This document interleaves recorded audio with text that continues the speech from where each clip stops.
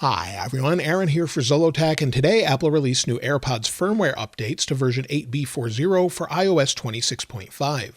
Unfortunately, it's only for the AirPods Pro 3. I know many people are waiting for updates on the AirPods Pro 2, as well as the new AirPods Max 2, which seem to have connectivity issues along with battery drain issues, so hopefully they'll push out those updates soon, but so far it's only for AirPods Pro 3. Now, in order to check for the update, it's pretty simple. All you'll need to do is open up your AirPods case, go into your settings, then tap on your AirPods here within your settings menu. Scroll all the way to the bottom and you'll see the new firmware version of 8B40. If we go into this, you'll also see the case version, which so far hasn't updated. Typically, they'll match both the version and case version, but sometimes that can take a few hours. So that's something that may update by the time we're done with this video, or maybe later today. Now, as far as the AirPods update and how to install the update, well, typically what you'll need to do is make sure your AirPods are charged over 50%. You'll see here, I took a screenshot of it from earlier. My AirPods were over 50%, but the case wasn't, so I had to plug it in. I plugged it into my Mac. You can plug it into a charger or anything else, but in order to get this to update quickly, typically what I'll do is just place one in my ear or place both in my ears, go into music, play some music for about 30 seconds, take them out of my ears, place them back in the case, close the case, place the phone next to it, lock it, and walk away. Usually within 15 minutes or less, they'll update on their own. They could already be updated on their own for you by the time you're watching this video, but usually that's how you can force them to install. There is no button to do that just yet, though. Now, as far as what I've noticed, as far as the first thing and what's new, well, connectivity seems to be very fast. Open them up, they connect right away, place them in your ear, and again, they connect right away and show in the dynamic island if you have that. So that seems to be a little bit quicker than I noticed before. And as far as bug fixes, well, there's a couple things to talk about. The first thing is a much faster pause and resume for me. Prior to this update, I found that sometimes when I was listening to music, I would take an AirPod out of my ear. It typically could take a second or two to pause, or sometimes it wouldn't work at all. Now it seems to be super fast. So I'll place both of them in my ears. Both are in my ears. We'll go into music here. We'll press play. And if I take one out of my ear, it will pause immediately. So I took that out, and by the time I brought it down to show you here on camera, it was already paused. Place it back in my ear, and again, it resumes right away. So it seems like it's much faster this time around. Now, one thing I noticed that was not updated, and this is a little bit unfortunate, but maybe has to do with me not running macOS 26.5 yet. When I used it with my Mac, I was watching a YouTube video, and it seemed to degrade audio quality over time. So typically, I just have it sitting right next to me, and sometimes with additional devices around me, it seems like the audio quality will degrade and then disconnect altogether.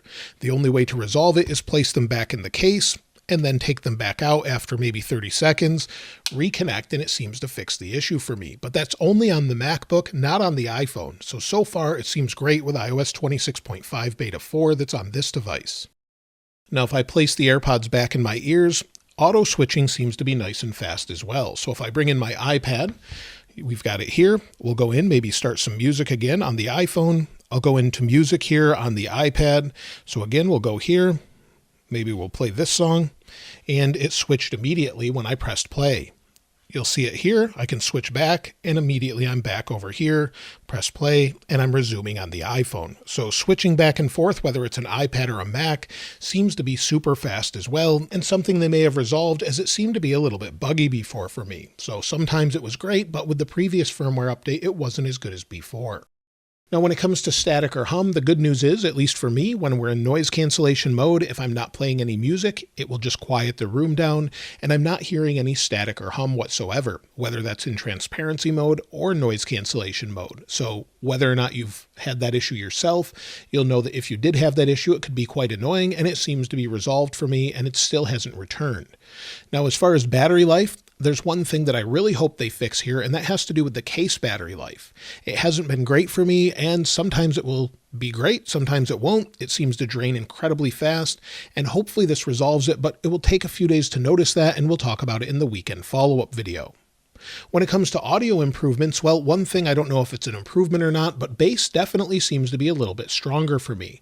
I don't know if this is placebo, but I'm listening to similar music. I listen to some rap, I listen to some rock, and it definitely seems to be a little bit stronger. That may be great for you, but it's not really equal as far as the overall sound quality or soundstage. So that's something that seems to be a little bit different. Let me know if you're experiencing that or if it's just placebo from having an update for me. Everything else does seem to sound about the same.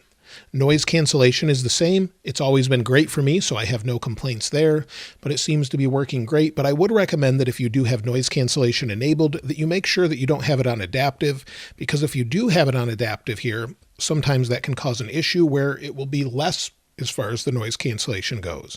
So I typically turn off conversational awareness and then the noise cancellation mode here.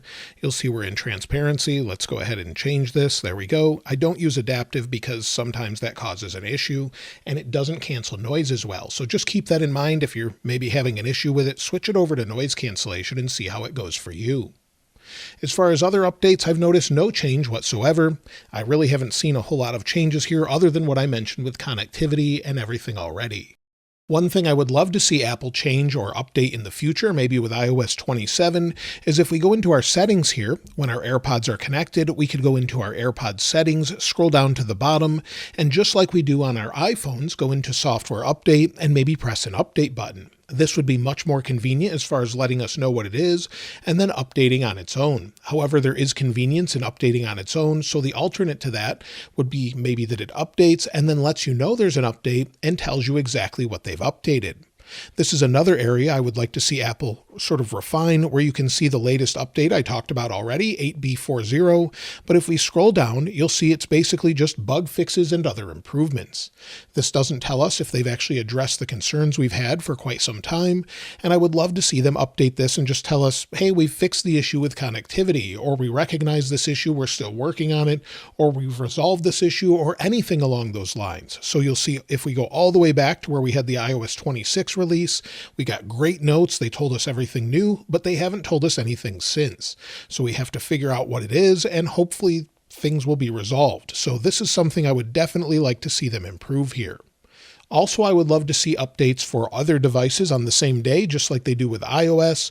Maybe if we don't need it, that's fine, but many people are expressing similar concerns that we have with the AirPods Pro 3. So whether it's AirPods 4, AirPods 3, or AirPods Max 2, I would love to see updates at the same time addressing similar issues and then again letting us know what's exactly in those particular updates. Let me know how it's going for you though in the comments below and how the overall experience is, and let me know if you've noticed any differences yourself while using AirPods Pro 3, and of course I'll link this wallpaper in the description like I normally do. If you haven't subscribed already though, please subscribe, and if you enjoyed the video, please give it a like.